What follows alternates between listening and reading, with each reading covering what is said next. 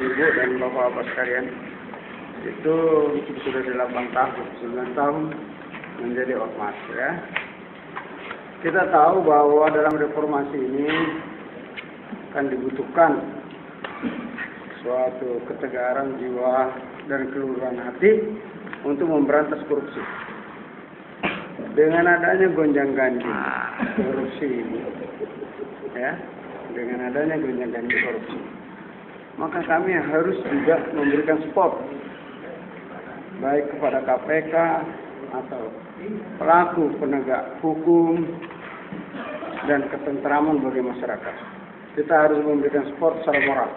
Langkahnya seperti apa, Pak? Ya.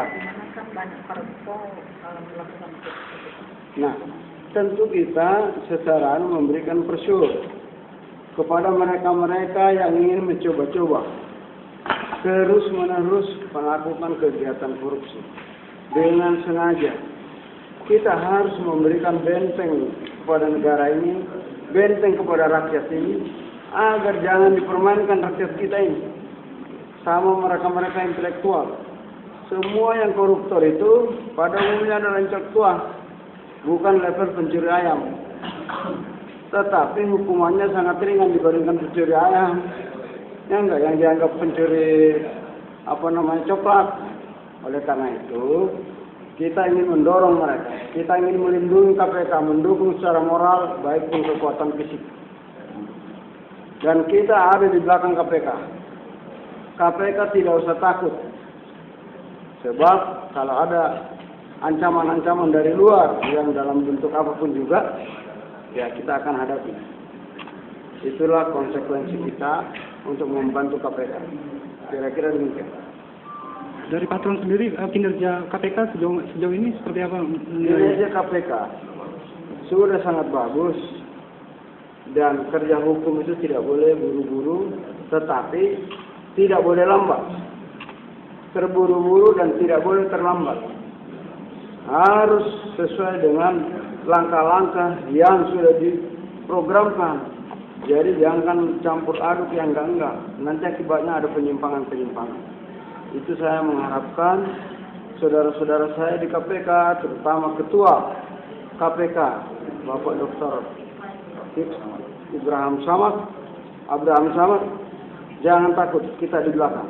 Patriot Nasional ini sudah 26 provinsi. Jadi kalau sewaktu-waktu kita dibutuhkan sebagai relawan, kita siap. Siap.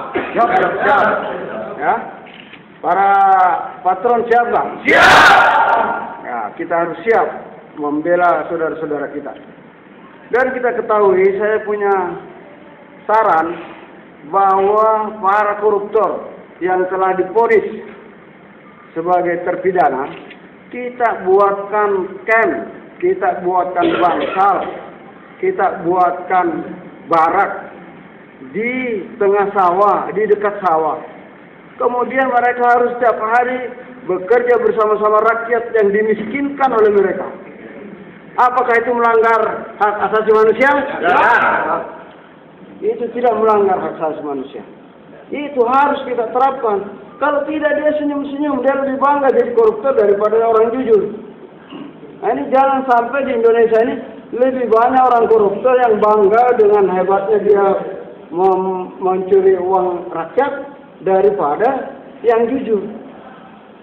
Maka kita harus dukung secara moral saudara-saudara kita yang jujur, yang baik budi pekertinya.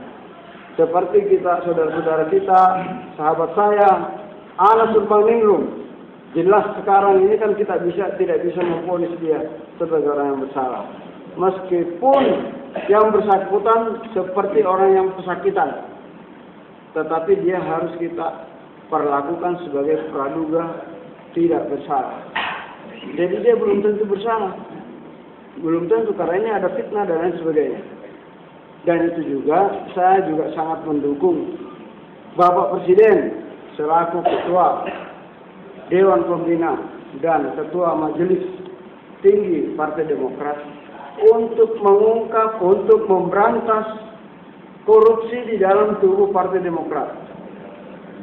Ini kan tidak ini keluhuran jiwa, ketulusan hati. karena beliau telah berjanji untuk memberantas korupsi. Oleh karena itu kita harus dukung Bapak Presiden. Bagaimanapun juga adalah Presiden kita terpilih secara demokratis.